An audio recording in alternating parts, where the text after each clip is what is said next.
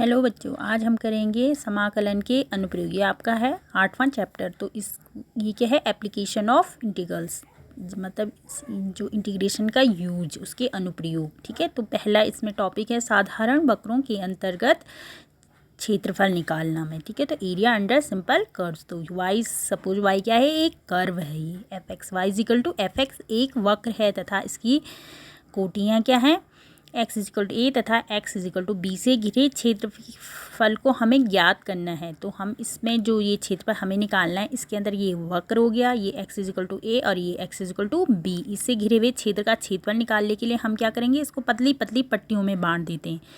तो सपोज ये क्या है, इसकी हाइट कितनी है, वाई। ठीक है, तो ये पी क्यू आर एस हमारा कोई ये पट्टी है। ठीक है, इसका एरिया क्या हो जाएगा, d A is equal to y D x. ठीक है, जहाँ वाई हमारा क्या है, एफ एक्स जो कर्व है।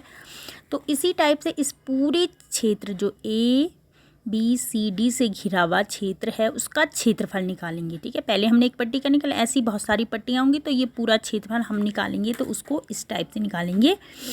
ठीक है, ए इजिकल टू हो जाएगा A to B D A is equal to A integration A to B Y D X, और वाई हमारा क्या है, एफ एक्स। तो integration A to B F X D x. ठीक है, तो इस कर्व से और एक्स एक्स से और जो कोटियाँ हैं A X equal to A to B से घिरे क्षेत्रफल का क्षेत्रफल क्या हो जाएगा, A is equal to integration A to B D A, और डी ए की जगह हम ये रखेंगे integration A to B Y D X, और वाई क्या हमारा A to B F X D x. ठीक है, तो ये इसका फॉर्मूला है। इसी टाइप से आगे देखिए जरा। इसी प्रकार से अगर वो किस में था, एक्स अक्ष के सापेक्ष था। सपोज अगर किसी के सापेक्ष, किसके सापेक्ष आ गया, वाई अक्ष के सापेक्ष कोई क्या है, कर्व है। ये वाई इजिकल टू क्या है, जी वाई इजिकल टू क्या है, एक्स, यानी एक्स इजिकल टू क्या है, जी वाई कोई कर्व है। तो इसे घिरे क्षेत्र का क्षेत्रफल क्या हो जाएगा, सेम वही एक्स ए, ये सी है, यहाँ से यहाँ तक सी, ये डी है। तो A is equal to C to D integration C to D X D Y, और एक्स की जगह हम क्या रखेंगे, जी वाई जो हमारा कर्व है। ठीक है, तो इस टाइप से बनेंगे। इससे रिलेटेड एक क्वेश्चन देखिए, प्रश्नावली 8.1 का।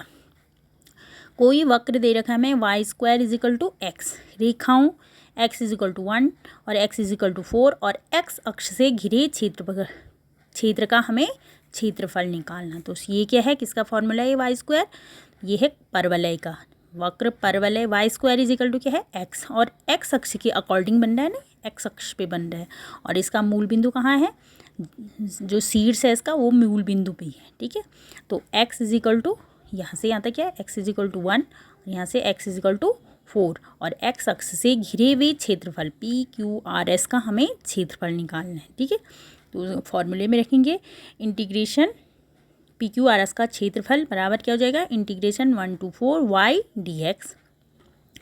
अब हम वाई स्क्वायर इजिकल टू क्या है, एक्स, तो y equal to under root x, इसका रूट निकालेंगे तो ये अंडर रूट एक्स।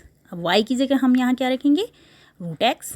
तो integration 1 to 4 root x D x, 1 to 4 x, root x को क्या लिख सकते हैं, x to the power 1/2 d x, x to the power, अब इसका integration x to the power half का, x to the power 1/2 plus 1/2 plus 1, और 1 to 4 इसकी लिमिट है। अब हम लिमिट की वैल्यू रखेंगे, तो देखिए x to the power 3/2 upon 3/2 1 to 4। अब 3/2 उल्टा होके 2/3 हो गया, और पहले हम क्या रखेंगे, एक्स इजिकल टू 4, तो 4 to the पावर 3/2, और दूसरी बार में 1 माइनस 1 to the पावर 3/2।